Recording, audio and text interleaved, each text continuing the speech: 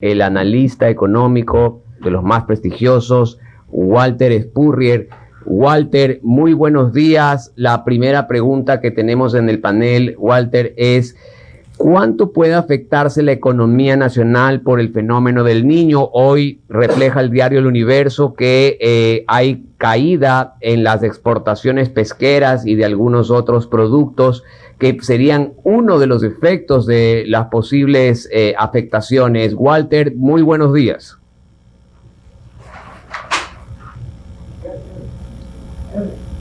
Walter, no sé si nos está escuchando. Está congelada la señal. Parece que se cayó la señal.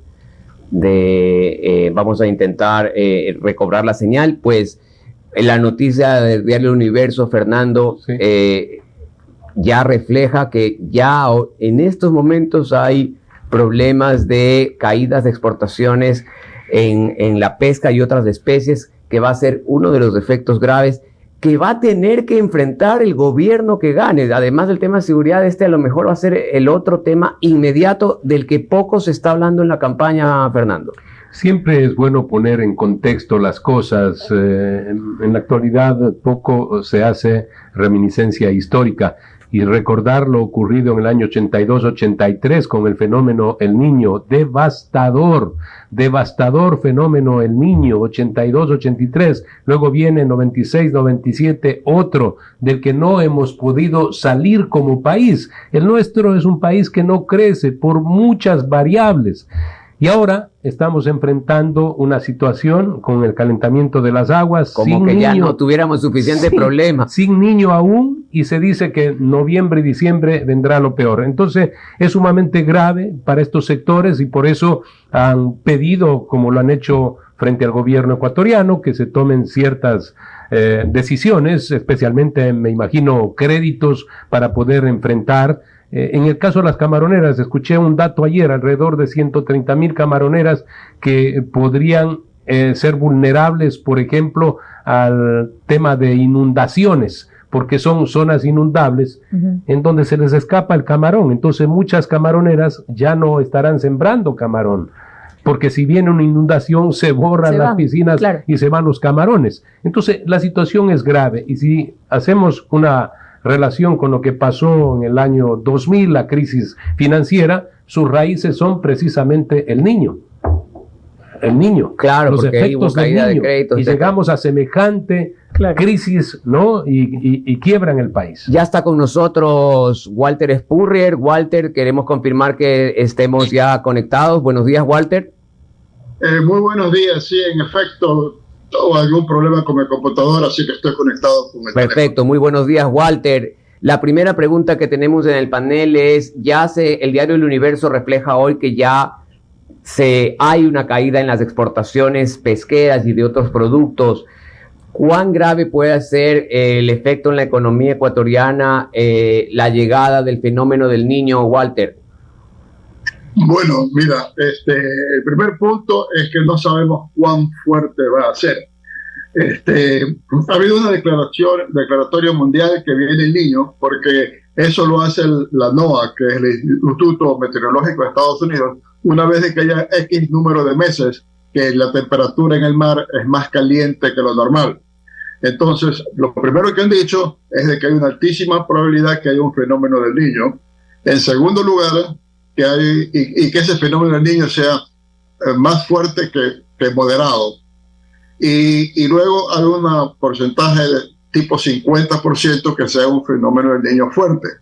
Ahora bien, a nosotros lo que llamamos el Niño normalmente es no solamente fuerte, sino muy fuerte. O sea, lo que tuvimos en el 82-83, lo que tuvimos en el 97-98, porque cuando ellos hablan del Niño, casi todos los años lo llaman niño o niña, y lluvias que nosotros consideramos lluvias fuertes, ellos lo llaman un niño. Por ejemplo, dice que en 2016 hubo un niño. Probablemente yo no me acuerdo qué pasó en el 2016, yo me acuerdo del 97, 98 y el 82-83, que fueron diluvios y grandes destrucciones.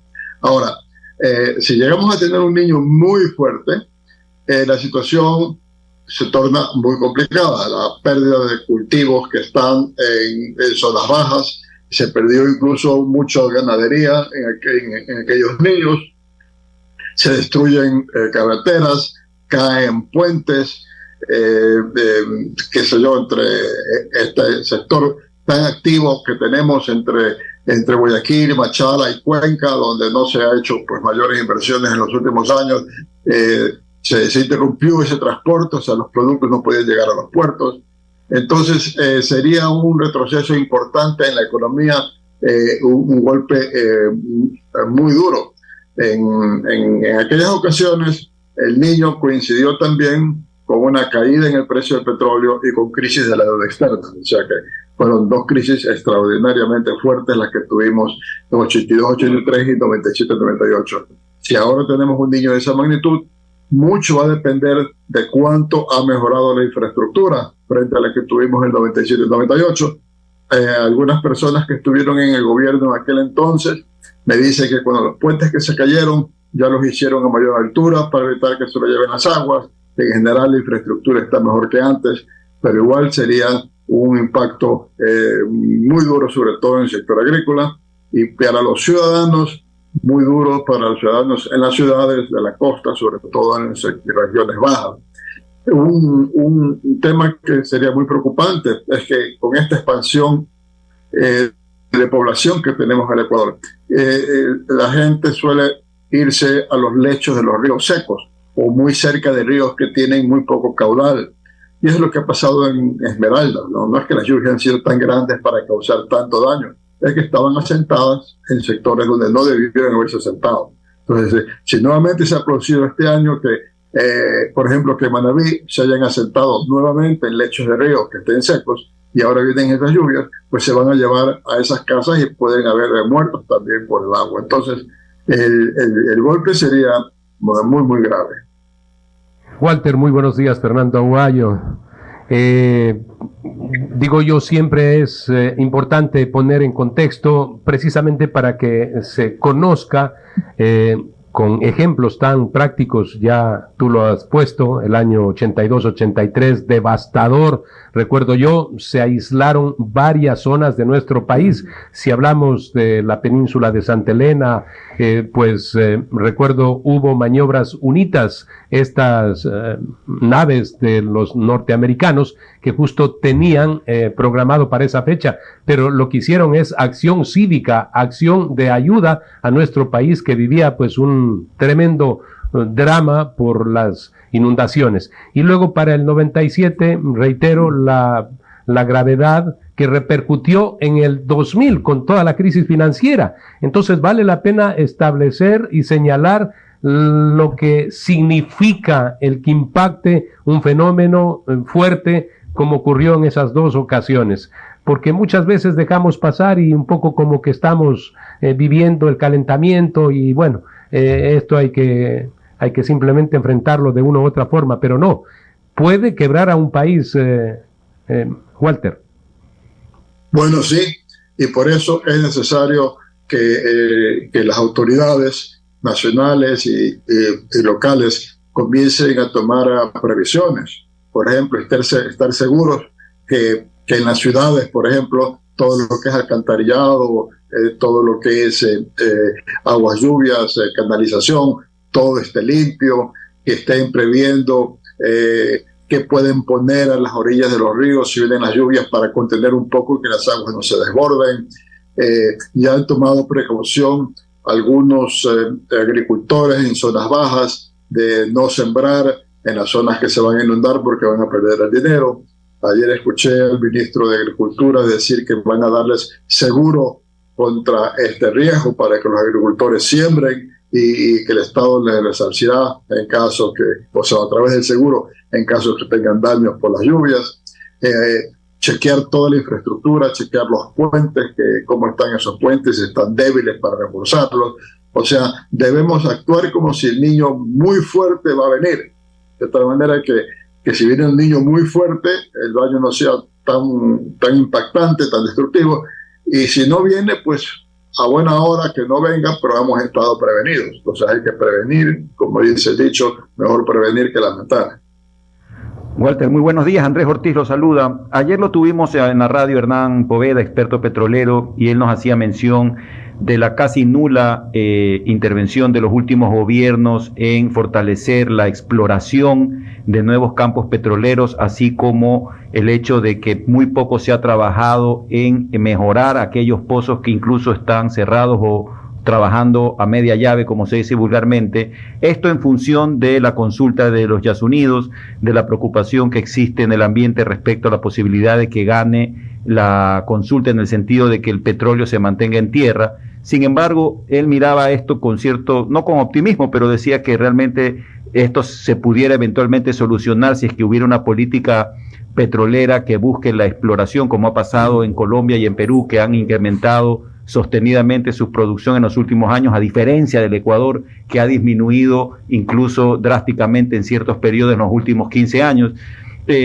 Con relación a esta consulta y a este análisis que nos hizo el experto petrolero, ¿qué opinión le merece? ¿Cómo debemos tomar los ecuatorianos la posibilidad de que eventualmente llegase a ganar el sí, es decir, que el petróleo siga en tierra y no se explote los barriles que actualmente se están explotando en el Yasuní, Walter? Buenos días.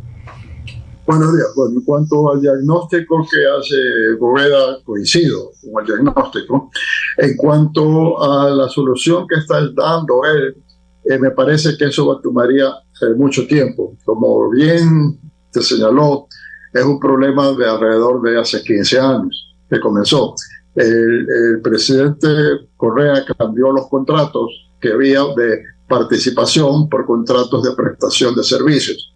Y el resultado, él hizo eso básicamente para maximizar los ingresos que tenía en ese momento. En el contrato de prestación de servicios, le dice a las empresas: yo le pago por los servicios que usted dan, pero yo me quedo con todo el beneficio de la producción, del aumento de precios. Y luego también en los campos propios de Petroecuador, cuando buscaron la inversión, la ayuda de empresas extranjeras, dijeron: les damos contratos de servicios específicos. O sea, contratos en el cual le pagan por la inversión hecha más los honorarios que tienen por los trabajos que han dado. Ese tipo de contratos no favorece la inversión de riesgo. O sea, cuando uno quiere buscar petróleo, uno corre un riesgo. Y las empresas que hacen eso dicen: yo busco en varias partes y donde encuentro, tengo que tener una utilidad que pague los costos también de donde no lo encontré, y que yo tenga un premio por haber sido lo suficientemente conocedor y capaz de poder detectar dónde mismo es que hay petróleo. Entonces, bajo este sistema que tenemos de contratos, no va a haber mayores interesados, porque dicen, no van a haber mayores interesados en buscar nuevo petróleo, pueden haber interesados en manejar campos existentes, pero no en la exploración. Esa fue una de las reformas que puso el presidente Lasso para poder tener nuevos contratos de participación. Ahora, ahí se necesita un gobierno fuerte, un gobierno que ponga mucho empuje en eso, porque acordémonos que el gobierno actual se puso como meta subir 1 millón de barriles diarios. Y no es que nos hemos quedado cortos en esa cifra, sino que hemos ido como cangrejos. Producimos menos que cuando subió el gobierno. Hay mucha resistencia en Petroecuador a la inversión privada, hay complicación con las leyes, hay mucha gente en el sector petrolero que fueron puestos por Rafael Correa y por lo tanto tienen una agenda política contra el nuevo gobierno, en este caso contra Lasso y quizás contra el próximo que venga, si es que no es correísta. Entonces, eso va a requerir mucho esfuerzo. Por ejemplo, esto que se menciona de Colombia y de Perú. En Colombia el presidente Petro está contra el petróleo. En Colombia tienen una buena producción petrolera que en buena medida la hacen empresas relativamente pequeñas, de capitales levantados en Europa, a lo mejor árabes, a lo mejor capitales latinoamericanos, y que operan en distintas partes de la geografía colombiana, muchos a través de la frontera en el Putumayo, que con ese anuncio de Petro estarían muy interesadas en venir al Ecuador, primero porque trabajan en ese tipo de países, segundo, la geografía es lo mismo, tercero, están acostumbrados a trabajar con comunidades indígenas. Pero no hemos visto que este gobierno haya abierto concursos para las empresas petroleras para captar esas empresas que vendrían de Colombia. Al contrario, la primera que vino y que compró el bloque de Repsol y que quería hacer mayor inversión en ese bloque, le dijeron no, a usted no le vamos a renovar la concesión. La idea era que se sienten a negociar otras condiciones para la concesión, pero contratar con ellos. Y ahora lo tiene Petroecuador y está cayendo la producción de ese bloque. Entonces se requería un gran esfuerzo y tomaría tiempo, porque encontrar nuevos yacimientos de petróleo es un proceso que toma mucho tiempo y por lo tanto si se pierde la producción del ITT va a ser un golpe muy fuerte y va a tomar algunos años en que se logre el Ecuador resarcir de esa pérdida. Estamos conversando con Walter Spurrier, director de Análisis Semanal. Bueno, vamos a hablar ahora de otro tema, ya que lo tenemos aquí, vamos a tocar muchos temas de economía. Quisiera hablar sobre la reforma tributaria, que en realidad tal vez buscó dar marcha atrás en algo que afectó a la población. ¿Usted nos podría comentar un poco sobre eso? ¿Cree que es una forma de rectificar aquello que se hizo inicialmente en el gobierno y que ahora a través de este decreto ley, que le tomó 28 días a la Corte Constitucional aprobar, se lo está revirtiendo de alguna forma? Sí, el punto central fue que cuando el presidente mandó la reforma tributaria inicial del gobierno en noviembre del 2021, en primer lugar hizo exactamente lo contrario de lo que había dicho, que iba a bajar impuestos, y en cambio lo que hizo fue subirlos. En segundo lugar, la propuesta que mandó se centraba en empresas y se centraba en un sector profesional, personas que ganan 2 a 5 mil dólares mensuales, personas que por supuesto ganan mucho más que el promedio de la población, pero son personas que buscan tener un nivel de vida como una clase media que pueden tener en otros países, que quiere tener un automóvil, que construirse una casa, quiere mandar a los hijos a colegios privados, y de pronto el impacto fue muy duro para ellos. En parte fue muy duro el impacto, no solo por la propuesta del gobierno, sino que el gobierno pensaba de que iba a negociar con la Asamblea, iba a estar dispuesto a reducir en algo el impuesto propuesto para que los asambleístas puedan decir logramos reducir el impacto de la reforma tributaria. Pero el análisis que se hace es que muy sagazmente el correísmo se hizo y que no conocía el trámite legislativo y dejó que entre el proyecto por el Ministerio de la Ley. Entonces entró con todas las fuerzas, con mayor fuerza de lo que pensaba el gobierno. Y eso causó un enfriamiento del apoyo hacia el gobierno de los sectores que justamente lo habían apoyado más.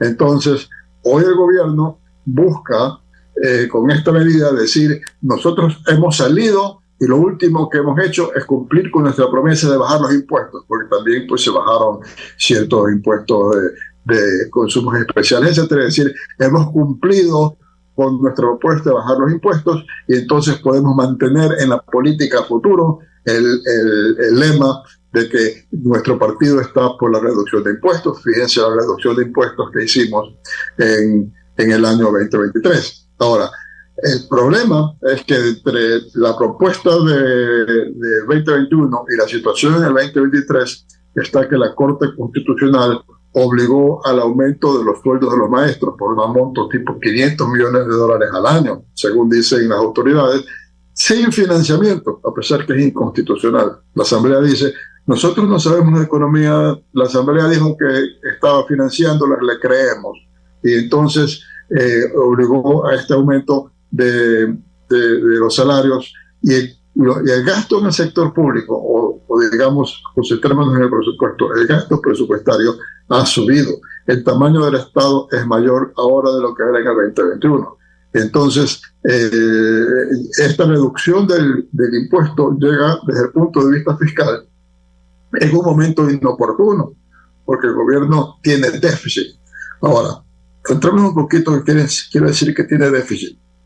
Normalmente, el gobierno tiene déficit en el presupuesto del Estado, pero ese déficit se genera en noviembre y sobre todo en diciembre, cuando se paga el 13º sueldo, cuando la administración pública, todas las administraciones públicas, todas las dependencias del Estado se apresuran en gastar a última hora el presupuesto, porque si no lo gastan lo que le asignaron, en el próximo presupuesto les cortan las partidas. y entonces es a finales del año que se abre un gran déficit. Pero a mayo normalmente es superávit, y este año a mayo tenemos déficit. Entonces esto apunta que va a ser un año con déficit fiscal mucho más fuerte que el año pasado, donde se suponía que estábamos cicatrizando esa herida del déficit fiscal. Entonces, en ese sentido, el gobierno sí tiene un objetivo político y de compromiso con sus votantes, pero desde el punto de vista fiscal es inoportuna la reforma tributaria. Walter, ¿por qué no vemos en ninguna de las candidaturas la propuesta o la idea de reducir el tamaño del Estado? ¿Por qué le huyen a ese tema, sabiendo que hay muchas instituciones que no tienen un objetivo, una finalidad concreta, que no rinden resultados, o hay otros ministerios que tienen exceso de personal, etcétera? ¿Por qué nadie entra a ese tema? Yo creo que no entra en ese tema porque al grueso de los votantes no los mueve, ¿ya? Y en segundo lugar, aparentemente es muy complicado hacerlo. Yo digo eso porque este gobierno subió con esa propuesta. Este es un gobierno libertario, un gobierno que cree que el Estado no debe pensar en sí mismo como un empleador, sino en dar servicios y tener la gente indispensable para dar esos servicios. Pablo Arosemena ha sido muy vocal en esto de reducir el tamaño del Estado, y sin embargo no lo han podido hacer. La legislación que protege a los empleados públicos es tal que no han logrado, de hecho, no logran ni siquiera impedir que siga creciendo. Todos los años sube el gasto corriente del presupuesto del Estado. Entonces, quizás por eso, y yo pienso que tendrá que ser necesario que haya un consenso en las fuerzas políticas para que haya una fuerte mayoría en el Congreso, en la Asamblea, como para poder atender este problema, porque sigue creciendo el tamaño del Estado y está a un nivel inmanejable, está sumamente alto, y con el agravante que el ecuatoriano no recibe los servicios que debe esperar de un Estado que es más del 40% del tamaño de la economía. No tenemos seguridad, no tenemos una educación de primera, no tenemos salud de primera. Entonces, ¿por qué nos cuesta tanto el Estado? Walter, la última pregunta, y ligo también las últimas expresiones. Un país que tiene tantos problemas en el ámbito social, en lo educativo, en la salud, se requieren recursos. El Ecuador es un país que tiene petróleo, alrededor de 4.500 millones de barriles como reservas probadas. Recuerdo, eran 4.800 hace 17, 18 años. Necesita sacar el petróleo. El Ecuador es un país con necesidades. Más allá de esta consulta, no sabemos cuál va a ser el resultado, pero eminentemente considerando que tenemos ese recurso que debe ser explotado, pues los países que tienen petróleo lo explotan. Nigeria, un país pobre, en los últimos años se convirtió en un gran productor y prácticamente se une para decidir el incremento o la baja de producción para incidir en el precio. Y Venezuela, pues que quisiera igualmente, creo que tiene 270.000 millones de barriles de reservas probadas, así lo calificó Hugo Chávez. Quieren también ellos volver a producir lo que producían, 3,5 millones de barriles hace 23 años. En la actualidad creo que producen 600.000 barriles. La necesidad esa de producir, reitero, les puede gustar a unos, a otros no, pero el país necesita recursos y tiene petróleo. Más allá del tema del Yasuní, ¿cómo hacemos para que el Ecuador se pueda servir de esa riqueza que está bajo el suelo? Yo creo que necesitamos un gobierno que sea fuerte y que tenga llegada a la población y que pueda explicar la situación. Por ejemplo, en esto del Yasuní, lo que se está usando del Yasuní son 30 hectáreas, o sea, para el campo, para el IDT, 30 hectáreas hoy tienen permiso hasta 100, y son bastante más de 1 millón de hectáreas en el campo, y se están usando técnicas muy muy amigables con el ambiente. Entonces se perfora un pozo que llega a 2,5 kilómetros de profundidad, y abajo a ese nivel salen los pozos horizontales para no tener que estar haciendo una docena de pozos cerca el uno del otro, sino con de uno solo hacer la operación trayendo ese petróleo directamente muy bajo, tan bajo que tampoco afecta a las fuentes de agua, ¿no? De los que pueden necesitarse para la agricultura o lo que sea. Y entonces, y no se permite, y ese es el campo más grande que tenemos por incrementar. El asunto es que el Ecuador, cuando se perfora en busca de petróleo, el porcentaje de éxito que se tiene es mucho mayor que en Colombia y Perú, y por eso se estima de que hay mucho petróleo por descubrir. A eso se suma la parte de la minería. Las últimas investigaciones han demostrado que la geología del Ecuador es similar a la de Chile y de Perú. Lo que pasa es que aquí era más difícil, hasta hace poco que hay satélites, era mucho más difícil encontrar las vetas porque aquí tenemos cobertura vegetal, aquí son bosques frondosos, y en Perú y Chile son desiertos. Entonces un geólogo podía ver la conformación de las piedras y decir aquí hay cobre, aquí hay oro. Aquí no se podía. Entonces es una riqueza que tenemos bajo el suelo, una riqueza que hoy es muy importante.